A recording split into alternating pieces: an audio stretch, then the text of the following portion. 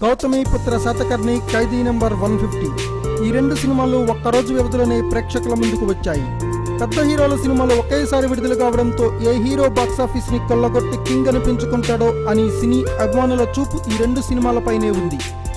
అనుకున్నట్లుగానే ఈ రెండు సినిమాలు కూడా మంచి కలెక్షన్లు కొల్లగొడుతున్నాయి.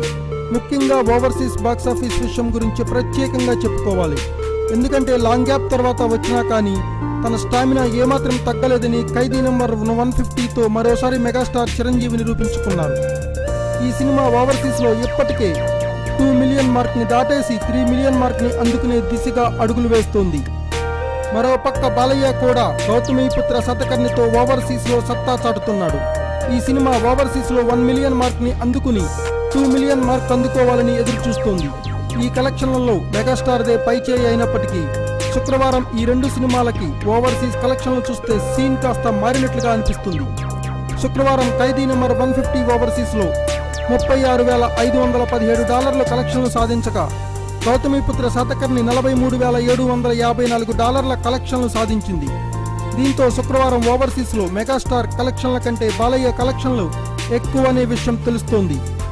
Thanks for watching. Please subscribe our channel.